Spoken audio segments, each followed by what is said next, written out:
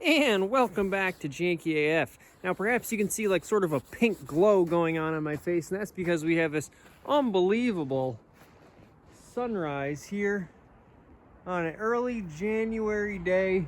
It's cold, it's beautiful, the sky is lit up in all sorts of wonderful hues. A perfect day to go buy a Fiat that doesn't drive. Janky do thanky.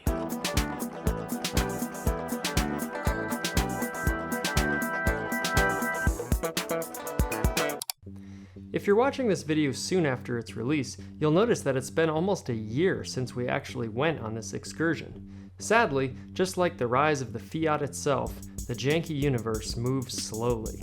The nice thing is that if you wait long enough, the weather begins to sync up again, and it almost feels like the present day. Speaking of the weather, we had to get such an early start because we were trying to outrun a nasty storm.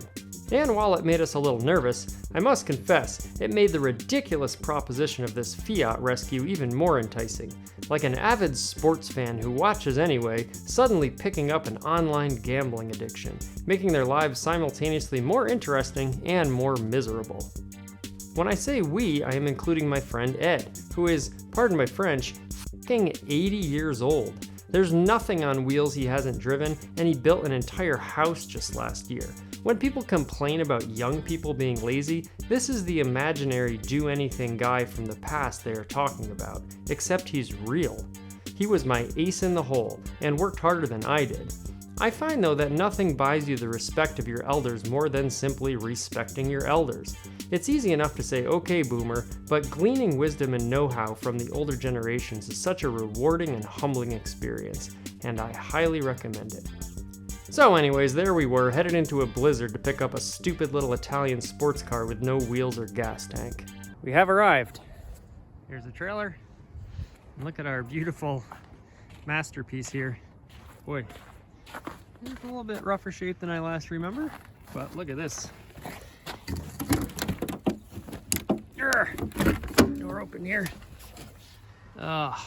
Luscious. Red interior. Okay, let's get to work. Alright, so I'm just going to shoot one from the hip here. If you watched the last episode of The Rise of the Fiat, you'll see that I got a new jack, which made this way better. I was smart enough to bring wheels and tires. I mean, it was a necessity, but, you know, proud of myself for actually completing that task. So we just put the wheels and tires on that I had from the other Fiat, and that made it able to be rolled, which is great. Backed into the driveway. You can see the wheel spinning here. Kind of a tricky driveway to get into, but that's Ed, you know, doing what he does best, which is everything. We also had a winch, which made things a lot easier, and you can see that front left tire is kind of off kilter there too. So even though it would roll, it just needed a little bit of persuasion. So we got it up further enough, and you know, I'm actually the last Fiat I bought, I put on the same U-Haul trailer, so I'm getting a little familiar with those things. Can't thank the sellers enough. They were both just really hospitable, and you know, negotiated a fair price. I bought this thing for $600, you know, which if I parted it out, I could probably get more than that for it, just the interior and some of the engine components. And you know, we're loaded up, ready to go. And quite honestly, that was the easy part, as you'll see. But let's get back on the road.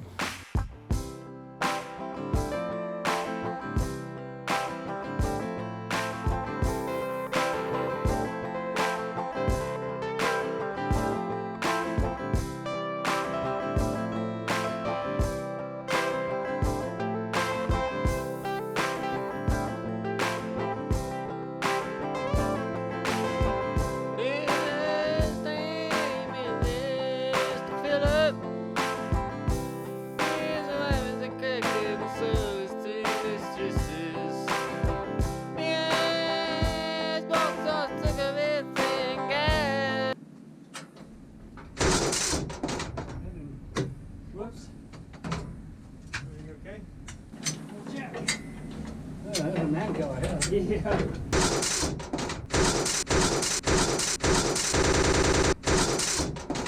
Yeah. Go ahead. Whoops.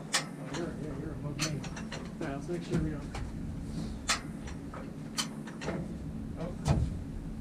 Oh, your chains now are pulling on your hitch. Some people that never lie. Some So as we listen to that sweet, sweet Janky painting and toilet company music there, we the man killer, as Ed called it, we had to get the jack up high enough. Of course, I had no plan and hadn't coursed the topography where I was dumping the car. And then we finally got it off onto the ramps. Then getting the trailer hitch off was tough. And as you can see, I wasn't lying to you. Ed's working harder than I can. He's jumping up on this thing, trying to jump on it. Eventually, we got that off, got out of the way. And then we were, got to get the Fiat off the ramps, but we had to, get it in position before we took it off. So, showtime.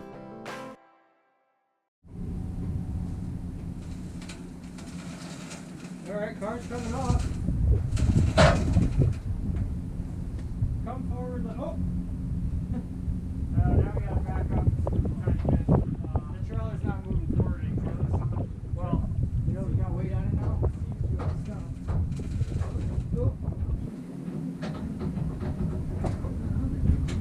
A little bit more.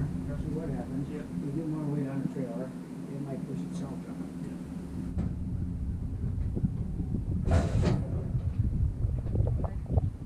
Yeah, I mean, you're pulling the trailer, it's not hooked on.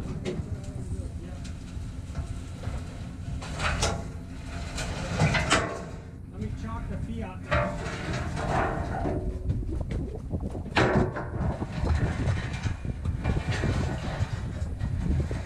So I kind of gave you some false information. We actually were trying to get the hitch, and if you looked at it, you probably could tell, trying to get the hitch on instead of off, because we had to take it off to lift the car up to get it high enough to angle it backwards so it would roll down.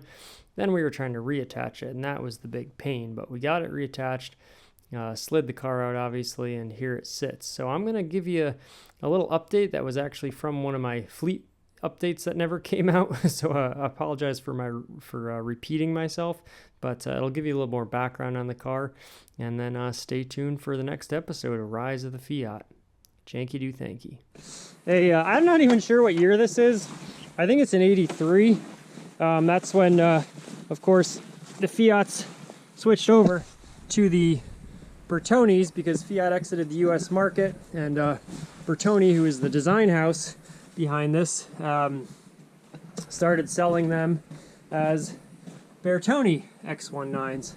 So I bought this as a parts car, and I tell myself, well, it's not a car, it's just a bunch of parts that are in the form of a car. So, lay that down there. So we have a door, and that's in really nice shape because this one was side swiped, and we have a nice, as you can see, partially attached, there it goes, fender there.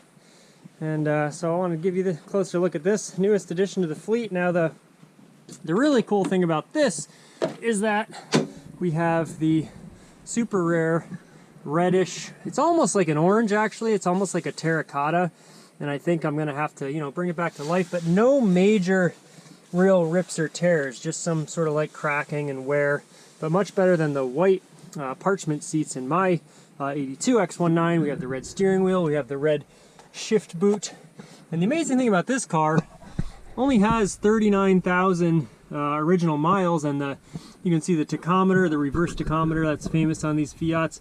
These needles are not bent like they are on my 82, so in many ways it's actually in better condition. The dashboard's not cracked like the one on my 82 is.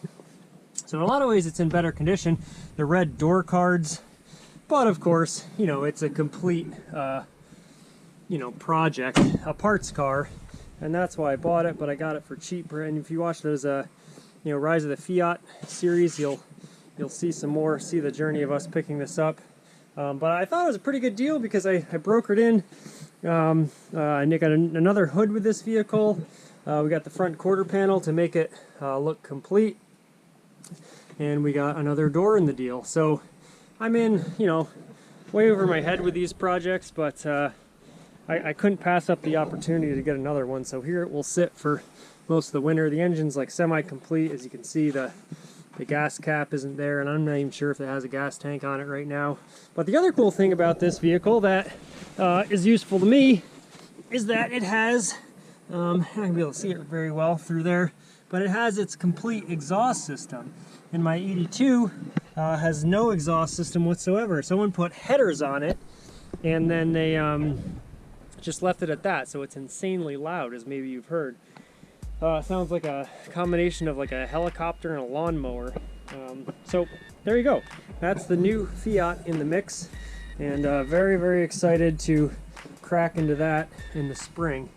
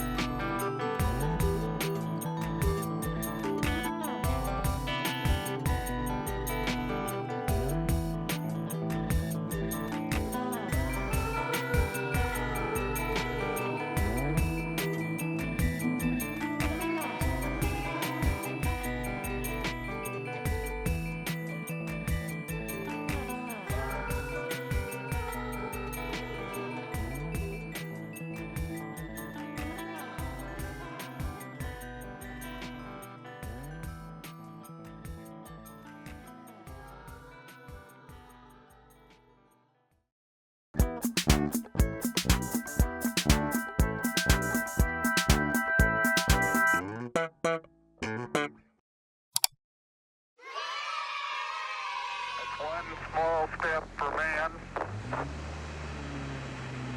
one giant leap for mankind.